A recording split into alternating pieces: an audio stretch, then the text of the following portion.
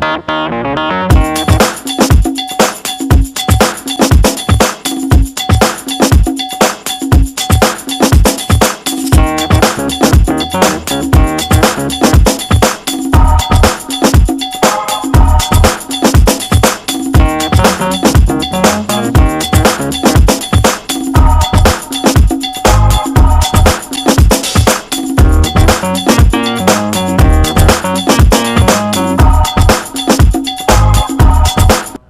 I'm Tom Hayes, and this is my show Upbeat. We're continuing our beautiful discussions with Bob Siebel. And why don't we pick it? Well, yeah, I had some questions last. First of all, have you got anything on your mind today? You want to? Nothing. I'm just happy to be breathing. That's a plus. We spent an hour and a half so far. Wow. And yeah. I mean, not privately. We in public, please. Let's not bring back the bad frustrations of our trips to Europe. All right. You have your life. I got my life. You go your way, I'll go my way. I wouldn't bring it out in public, Tom. I got a career. I was hoping that we would get, and today, hopefully, we will get to Europe. And the great time we had in Europe. Yes. But it ended so sadly. I saw you on the bridge waving. Mon ami. Now go.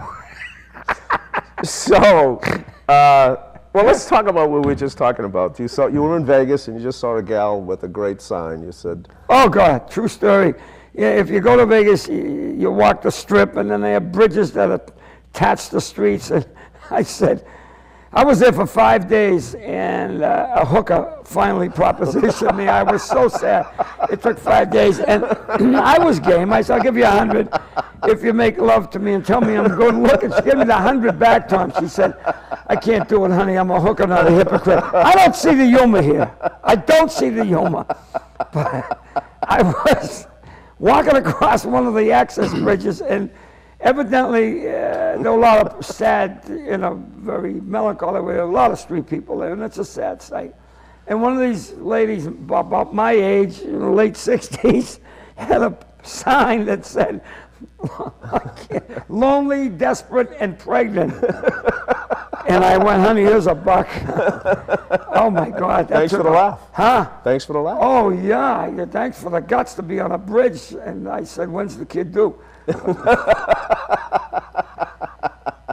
I was in Quincy Market a couple of years ago, and it just shows how comedy can incite people to give maybe a little bit. We're going to talk about that later with our Kickstarter project. But this guy is in Quincy Market on the ground with a cardboard sign with the writing, "Help me get drunk." Oh my God! I know, no. It was worth $3. He was honest. Other people go, "Can you give me some money so I can buy a house?" No, I don't think so. Not in the shape you're in. But we will help you get drunk. Homeowners is not giving you a dime to build a house. Maybe a cardboard house. And we will help a 68-year-old woman with her pregnancy.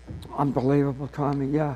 But we went to the Vegas thing. It's not the same because everything's tribute bands and tribute groups. And the days of Sinatra and the Rat Pack are gone. Yes. And that was the era that I kind of thought was when Frank kicked it off in the 50s, and ran it down. And he had 44 years out there. Woof.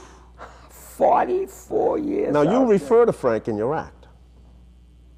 To me, he was comparable to Mozart. He was, to me, the most creative talent in the people. He made 56 movies. And if you ever get a chance, on the heavier side, The Manchurian Candidate was one of the pre-Kennedy assassination, and they pulled that movie. They would not let it be run because it was so prophetic. It was almost to the weird stuff when they pulled that out in '62, I think it was. And then Frank started out with Gene Kelly dancing. He was a multi-talented guy. I mean, he wasn't German, he was Italian, which is, you can't have everything. But I'm jealous of those Italians, man. Really, you look at you and the rest of your people, you know what Frank called them? The Wapahos. Frank called them the Wapahos. And he says he hung with the Navajos and the Wapahos, the tribes out in Las Vegas. It's a CD that Frank recorded. Yeah, he was pretty good stand-up, actually. Well, I'm sure people were writing some of course scripts. they were.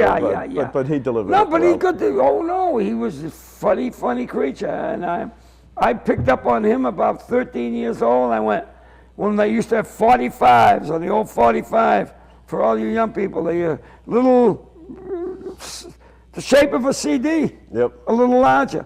And I heard All the Way and Witchcraft. And I said, that's it. Yeah. That's it. I mean, I still play Chuck Berry and Little Richard and Fats Domino. I loved all that R&B stuff, but Frank kind of came a little bit. And I'm not knocking Elvis, a genius. And Ray Charles. There's a certain pantheon of people that I listened to as a kid. And and then I had a passable voice when I was younger. It's all grated and beat up now from 33 years of screaming through the mic, not into the mic, because I haven't got the capacity. I don't know if you noticed, I'm a very loud person over there, the thing's spiking. But I won a few singing contests in the early 60s at the Irish American Club in Everett. Everett had an Irish American, I think it was and I won one night. I was half in a bag, and I went up and sang I used to love Joe Williams when he sang with Basie. Oh, yeah. Well, all right, well, okay, will you win? Well, I'm in love with you, and I got it done, and people going, wow, the guy's good. And then about a month later, they sent me a postcard. You are qualified for the finals. Now, the nerves, because I wasn't prepared to do it. I just went up, people, hey, he's got a good voice, put him up. So I'm like, oh, my God, in the finals, it's coming up pretty soon. So I worked at the General Electric in Lynn, so I left after lunch. I told my supervisor, I got to do this. I'm nervous. I got to go. So I started drinking around 3 in the afternoon. So needless to say, Tom, by the time the contest began, I was kind of rubbery.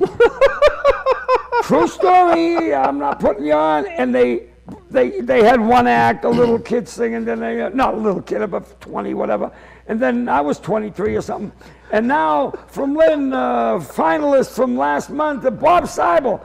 And I staggered on that stage, and there was a 4 or 5-piece band, and the guy on the reed was setting me up. Da-dun, da-dun, da-dun, da-dun, da-dun, da-dun. People going, what the hell? So they hooked me. I went off stage, but now I'm mad that I didn't get my chance. In my mind, I'm singing like Tony Bennett up there. All right, I'm obnoxious, drunk. And so they threw me, I'm in a chair, and toward the end, and all my friends are like, oh my God, everybody, about 30 people came to see me.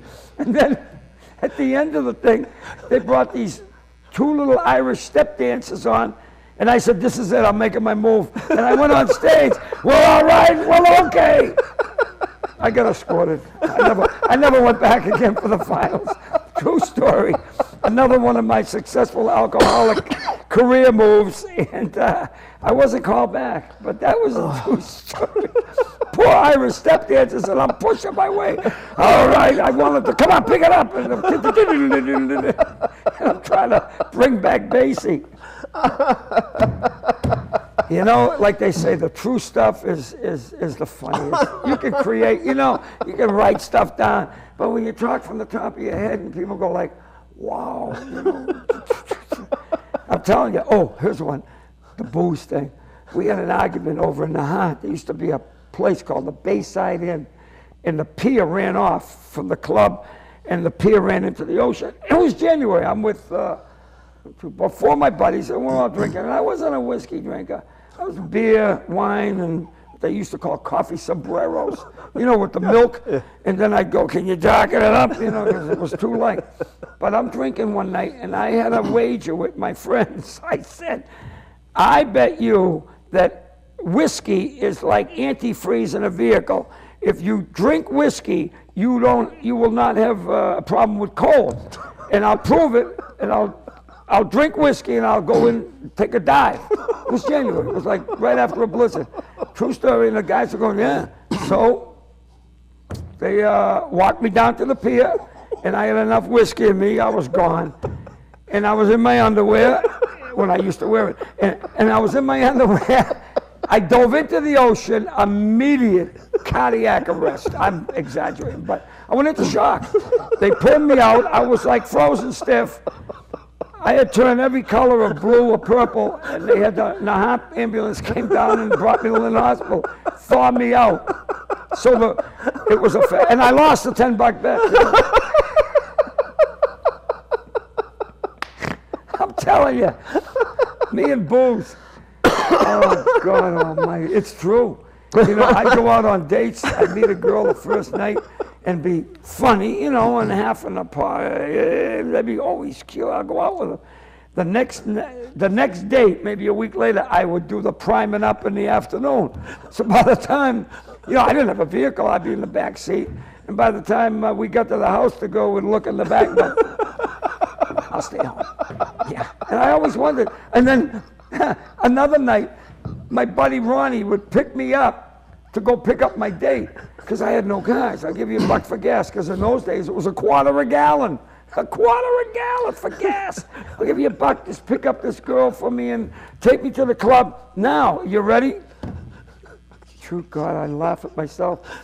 We went to a place called Frank Siebel and Lynn, and on the back was a big lounge called the Leopard Lounge. And at that particular night, the Greek band, Greek music was playing. And this girl and me and my friend Ronnie, who was a good-looking kid, cool kid, and I'm all buff, drunk, and so I'm going to impress her. I'm actually out on the dance floor by myself to show her what a great Greek, because I grew up in a Greek neighborhood, what a great Greek dancer I was. I got the handkerchief, and as close as I could get to a Greek dancer, it looked like a cha-cha. Meanwhile, she's giving him her phone number and address. So now, the night's over, she wants to go home. I wonder why. And so I said to Ronnie, drop me at my mother's house, pull in the driveway. So I want to go in and steal some money out my mother's pocketbook because I had more money. So I would come in the house, I'd do this. I learned it in the Army. It's called low crawl. I'd be low crawl up to the bed, and the pocketbook, I went up, and the nightlight went on, and her cane came down on my head. I had like severe concussion, but I got the $10. And I came crawling out with the blood on my head. And this girl is like, please get me home. So when I get out, he's kissing her. They're smooching in the front seat. And I went, my best friend, you betrayed me. And he's going, you jerk, you're a drunk. So we dropped her off. And she said, I'll see myself to the door. True story now, we're coming home and I'm giving them this drunken, how could you betray me? He said, shut up, you're obnoxious, you're drunk. We got to a place in Lynn where there was a bridge and a red light. I got out of the car and I laid in front of the car, kill me, kill me. He backed up and took off. It was raining, 2.5 miles to get to my house. I was like a water rat, a waff rat. Oh, insanity. You know, you wonder, how did you make it to 70? It's just incredible. It just, some of the stuff, like with the amputation, I don't know if that can go, but alcohol. Again, I walked through a glass door, and the finger was here, and I went through the glass door. And my dear wife, Pammy, called the police. Ambulance came, they brought the finger in a napkin, and me laying on the slab there on the ambulance, the gurney, whatever they call it. And then we're going across to the Lynn Hospital, and I'm laying there, no idea that this happened. And I'm singing Sinatra. I've got you, and I'm drunk out of my mind. The party's still going on. I have no clue that I gave up a body part there, but you ready? Pam is in the ambulance with my finger in a napkin going like this. You ready? He loved life. And the cop says, he ain't dying, he's drunk. I'm telling you, Tom, you look back at your crazy life, you say to yourself, how did I live this long? And I did everything possible, you know, to take, and then you wonder when I got my pilot's license to fly Cessna 172s, I called my friend Ronnie, who used to drink with me. I says, he knows I'm sober. I says, Ronnie, I got my pilot's license. You want to go flying? He goes, I wouldn't get in a simulator with you. You find a way to get that. It's insane. It's totally insane. I'm telling you. And you know what's funny? When you're a nut, you hang with nuts. Because all of my friends are legally should be in restraints. You know, I mean, most of my friends are all nutcases. They're all nut. When I think of the crazy lunatics that I hung with all my life, and I say to myself, my God, that a lot of us are still around, a lot of us aren't still around, but some of the things that have, you know, like my friend Peter, who lives in Florida, got the greatest sense of humor. I would call him and go, Peter, you're my best friend. You know what he did? Assumptions. And then once when I flew to Orlando, they picked me up because I lived in Melbourne. And they picked me up in Melbourne, and Peter was sitting shotgun, and Mary Lou, his wife, was driving. I hadn't seen him in a few years. And I reached over and hugged him by the back, and I goes, Peter, I bet you've been counting the hours. He goes, I am now.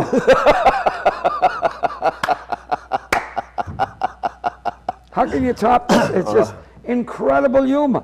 And the funny thing, like you know as a stand-up, a lot of the stuff we talk about, death, divorce, disease, is tragedy.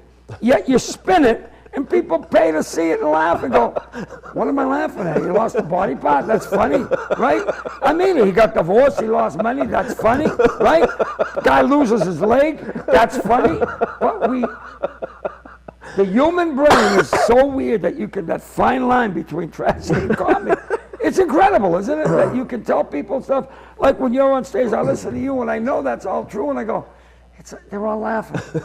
Or I'll talk about the alcohol problem and the other stupid stuff that I did. And I go like, they're all laughing. Hey guys, I died!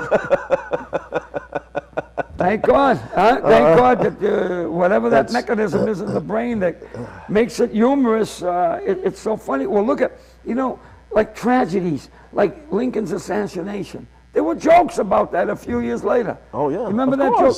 Taking a play. Remember that one, Abe? You know, and there was some, in my period of history, and there were some things that I wasn't comfortable with, but people got assassinated and stuff. But as history goes on, it seems to be a buffer.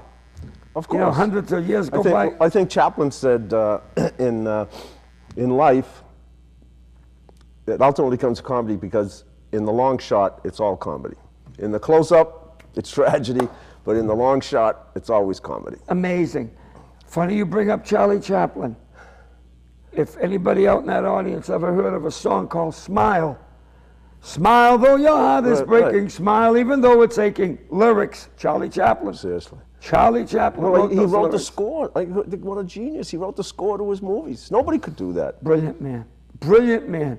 Again, had some tragedy in his life too, but like you say, from your looking at the overview, it's amazing how things can just make you.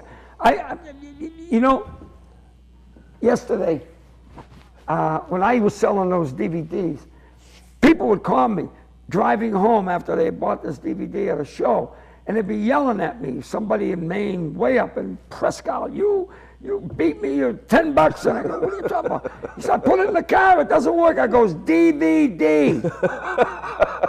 DVD, not, right? You know, not you CD. put it in the television, you right. don't put it. Well, so therefore, I'm dumping on this poor guy from Maine yesterday. We're talking about the Sinatra thing. I got this, when he had his own reprise, the album, the record company, and there's a 5-set reprise thing, and one recording 61, 66 with Basie, and then I forget all these other, and then it was disc 5, put it in, error.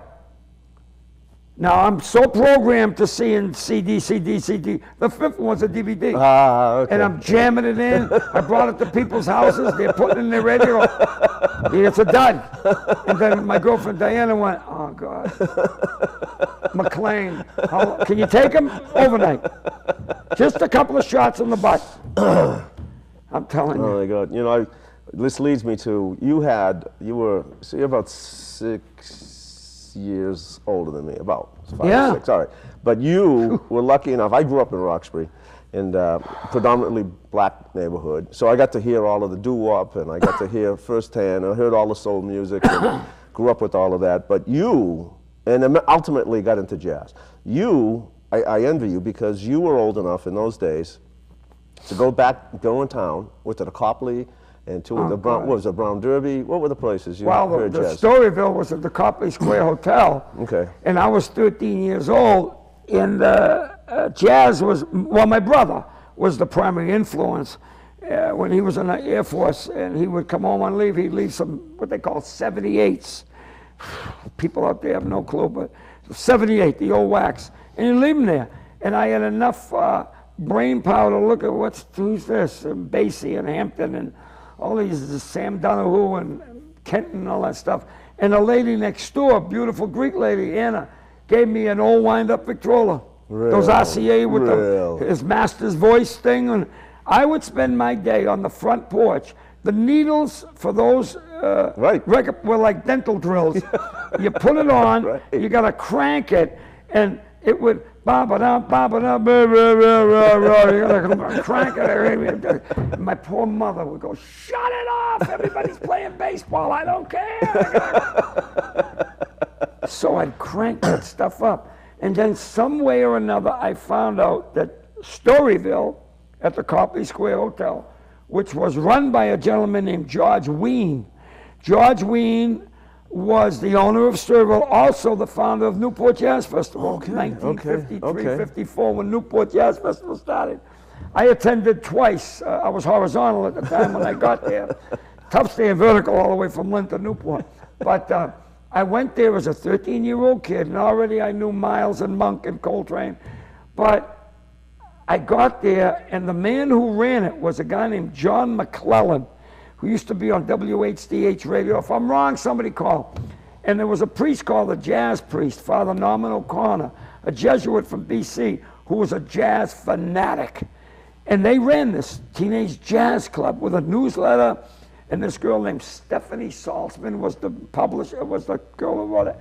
Well, that was enough for me. Every last Friday of the month, for 50 cents, you'd go there and sit there and watch the person who was appearing there that week would perform for an hour. Miles. My God. Basie, Ellington. I was 13 going, I don't know what the hell I'm doing here, but I know I'm doing the right thing.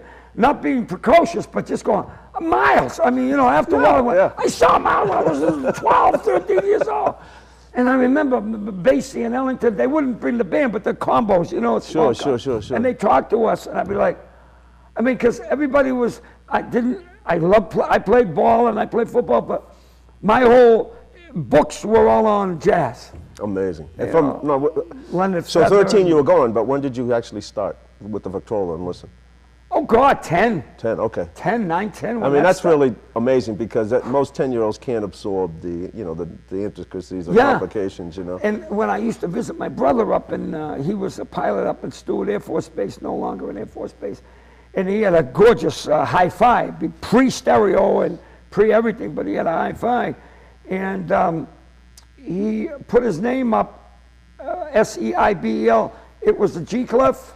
Not the G clef, the treble clef, and then E with a note, a quarter note, something like that. I couldn't believe the guy was creative as hell. But I would see all the albums that he had bought.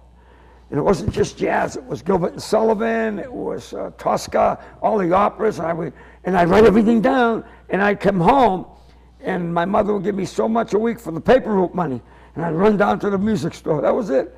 And the other thing, my brother was a pilot, but that could have been an influence. I loved aircraft.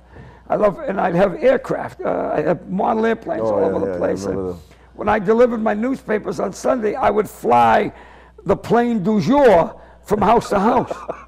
And I would, when I landed, people go, what kind of plane is that? That's a B-17G with 14 radials. And I knew the whole thing. And I take off into the, oh God. I was in my 40s at the time. It was very embarrassing. I'm kidding.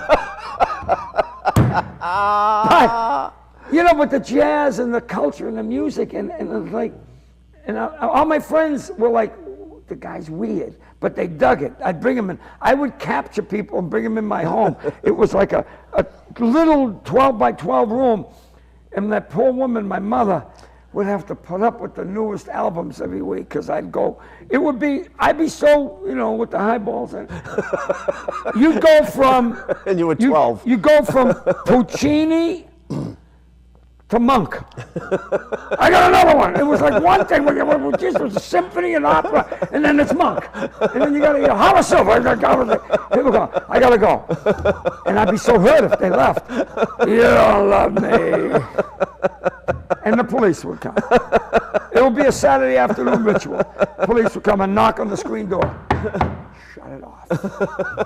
And I'd go, I pay rent here, $20 a week. My mother's in the kitchen, little German shot, little Hummel. She was as short as a Hummel. He's a drunken bum, Mrs. Siebel. They're mediating. And I'm going, I pay rent, Siebel, just leave. Oh, Tommy. But just one more. This was like 5-6 years ago, I'm in Lynn Woods, and this young man saw me, and he said to me, are you, Bob, you used to live on Wyman Street, right? And he said to me, this made me feel so good. He was like in his 30s now. He goes, I learned more about different types of music from the music coming out of your house. Absolutely. Absolutely. And got me. Most, if you read that, most great comedians have a strong affinity for jazz. Yeah. Because, and we learn from that, and I love jazz. You learn the cadence, you learn the tempo, you learn it's the same, it's music.